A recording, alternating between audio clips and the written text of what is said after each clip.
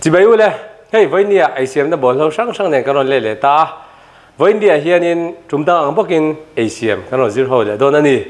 với nia cái ASEAN hậu tur chú Mexican food đó na Mexican food ta lâu rồi pun với nia cái ASEAN tur chú Mexican rice này Mexican rice cái thì hiện in ASEAN đã bỏ lâu rồi thì cái ban phạc về cái đó na ASEAN har đó là wat tin akal puyetan poached egg cái nó ASEAN đó na khang ha artui te pawh hi a siam dan sang om ti te khalo shela chung zinga apakhat poached egg siam dan kha voinia kan thlir ho lenga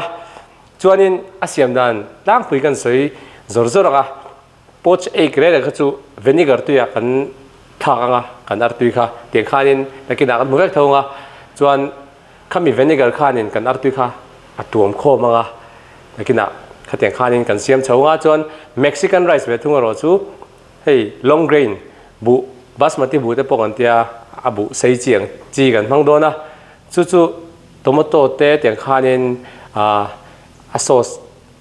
chipotle kan tia chipotle in adobo sauce te pokon tia kha ready made hemi departmental store a le turi nom vek ti kha lo shele te la nakina kan mu thowa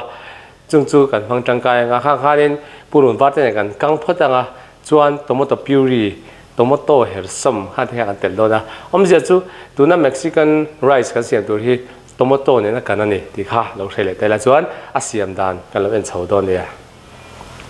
tuna chuanin amha saberatan kan Mexican rice siam na turin vegetable a stock ang chi kha simple lewin kan siam don na ol sam lewin chu kan carrot hi kan chu manga kan carrot han na mang khanin vegetable stock kan siam chop don ni kha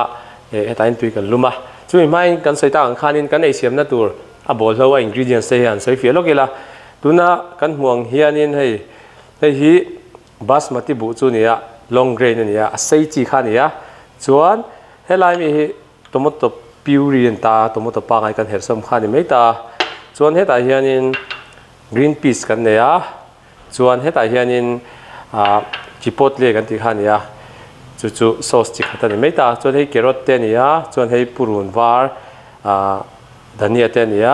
kha voinia kan key ingredients poimo turan dona din kan soita ang khani nei artui te pokan nia heng artui na kina kan chum don ni te kan chum don ti chu kha tira pok soi zoi to vinegar tu ya kan chum don ni khaten tu khani nei kan chome te po hi a bolo te po hi kan lo bo sei chho chananga chuan hei ta hen tui kan lum me ka chuan kan carrot kan soita ang khanin carrot tui rim aroma hi kan du ni khanin tian kan zei ro tanga hei carrot hemi kan carrot a stock a he kan mang do na chuan in tian kan thlang a chuan kan purun var po hi du le tian kan thak venga rim chuan kan dania hemi a phong lampang hi ei sil fai ve kan ya chuan in tian kan thlang a khanin kha vegetable stock kan siam chopani hi kha lo sele taila chuan tian kan siam chopanga hemi kan vegetable stock hi ain rin huna te me ang min huna kan Mexican rice kha kan lo siam chho don ne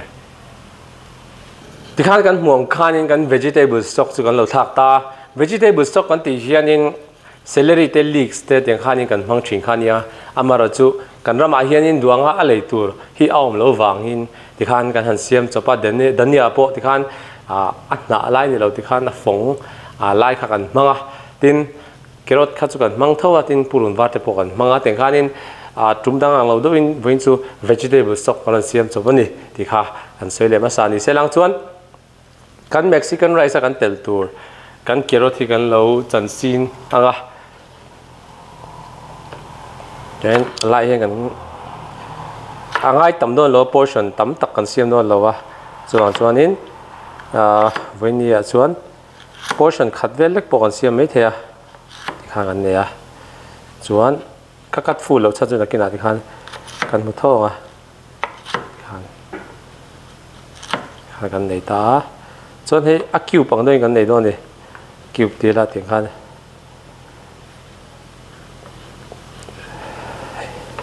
ju away sa kan mai se ko len boka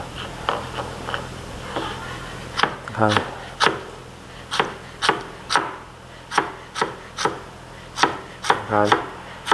kan Mexican rice kan tel tur chu ni tamai se lang chuan kan dania poi dula kan lo chop lok a chunga kan tel tur ania lekina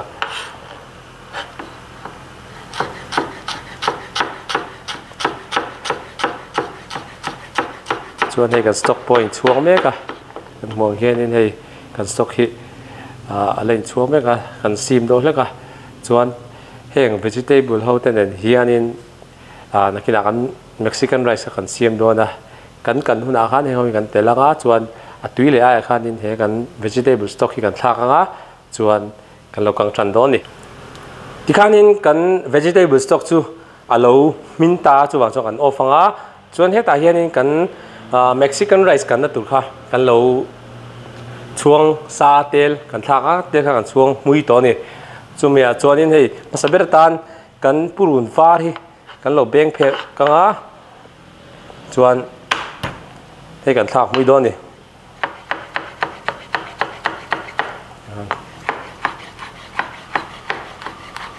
yanan hei sam kan du chuan yan kan la kan chop thea sen khanin portion tam tak kan siam do lo wangin hemi kan purun var chu hemi tok me nga chuan heta heng kan thlak do ni thlaka chuanin pasabir tan chuanin kan carrot hi kan thlak lenga kan purun var kan thlak zoa kan carrot kan thlak le photanga chuan kan green peas hi kan thlak do ni chuanin kan rice hi kan thlak le nga langa chan level la ki kan siam anga khan kan chokanga non stick pan kan hmang tur ania thing fian chuanin chi tlem kan tel do ni han hei Mexican rice kan siam do na chi kan ala khan abu hi kan kang phot ani kan hmuang hianin yan chok dawila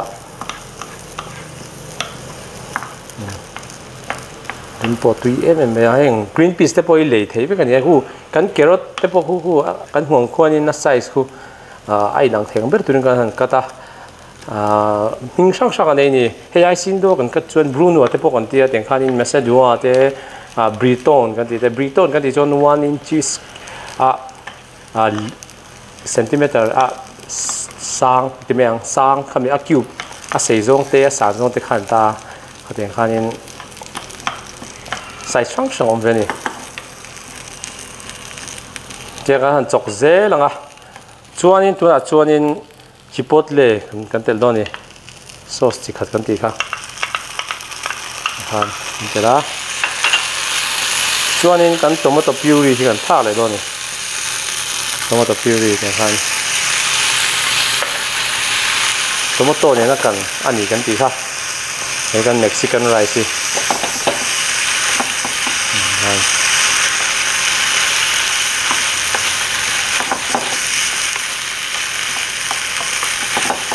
chuan tuna chuanin kan vegetable stock kan lo telanga china khanin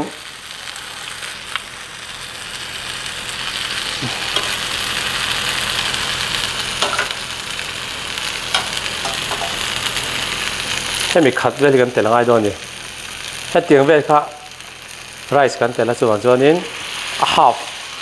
a let ang thok kan tel do ni kan vegetable stock poi khan chuan tian kan han chok do nga tian kan choka kan sim do ni kan sim do nga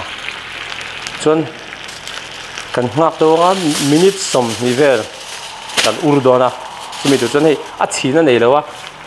a chin nei kan man chuanin a chhina khu mai kha ol sama ma ro chu then khata a chin nei lo te pok an man chang om mai the hei sim ta chuan te kan khunga han alo in up don ni hei chuan khanin chuan minute som ni tiang kan uranga chumi chung chuanin kan artui poached egg kha kan siam dona moi to me te kan ko aron ro phak to me chi hi kan alanga seasoning turin chuan thing marcha tlem kan tel le bok nga khan chuan kan up le do ni minute ni vel chuan kan artui kha kan pot changa chuan kan on le chuan in vinegar hi tlem te kan telanga khan chuanin kan rice poi kan off te do ni kan off to a te kan chok do nga chuanin kan artui hi kan soita ang khanin kan chuke nga chuan fian ang kan chuan kan ne a kan chak do ni kho da lei chum do ni vinegar khan na tuam khom do na ku kan huang khwanin kho na ron tuam khom nga hei poached egg kan ti kha kan hu do na chuanin kan rice poi kan lo enaga khu min tha me hi Mexican rice khan ya min tha me ni khu among te khu du tu sa mi na mi na hei long grain kan ti khan ya kan tomato ri manama flavor ko dik me chuan he lawa he kan lo chopanga kan artui poached po ai ready chu wen ta hian lo chop ti la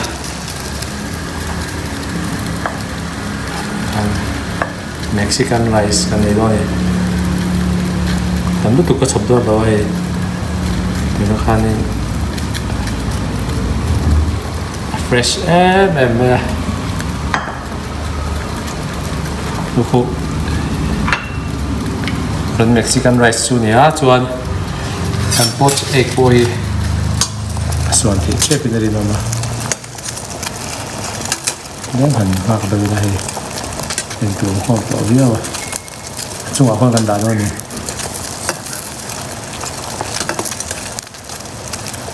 nak de ro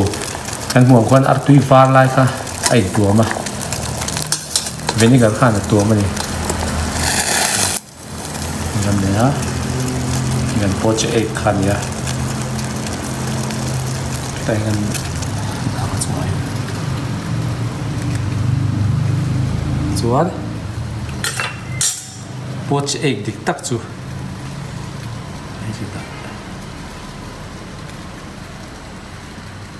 tikon a half kan tiang han tu ne ho chung ho poached eggที่ส่งข้าววันนี้กันวันเสียมไทยจุนี่แหละตา Mexican rice กันตีค่ะอาเสียมฮาร์ลว่าingredients เช่นข้านี่กันบันพาเขาเวกันนี่ที่พวกกันผู้เวกอมไหมจวนวันนี้กันที่เสียมให้เราจังกายปุยเลยละอินทานมาสมนะเรานี่แหละเสร็จตีค่ะกันดูทุกสามันนี่จวนวันนี้กันที่เสียมให้เราโดนชินี่ละให้กันห่วงเฮียนี่กันpoached eggที่อาช่วงที่มินดานที่ให้ไอ้ half ปนกันดูจวนนี่ให้ไอ้ละมินเรากันดูจวนนี่กันpoachedกันชุ่มชุ่มค่ะอะไรเราดูอ่างไอโดนะอามาเราจูเกี่ยมาไอ้ชนที่เตียงไอ้ดูน้ำมีให้กันดูตอกเวลาจู่วันชนเที่ยมิงกันชุ่มเลยดอกฮานี่อะชวนให้กันบาสมาติไรซ์กันลองเกรนไรซ์ลองเกรนหนังจีแต่พอให้กันมองคนนี้อารมณ์คู่โมย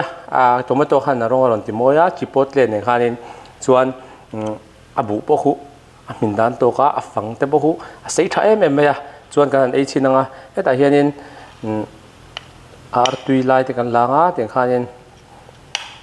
ส่วนแครอทไล่เลยกรีนพีซไล่กันล้างอ่ะส่วนอันไอชินังอ่ะผมทิ้งไว้อมที่จู่ตุนจังอ่ะเรื่องเตะเฮียนเกี่ยวกับเสียงกันนะกินอะไรนี่ส่วนนี้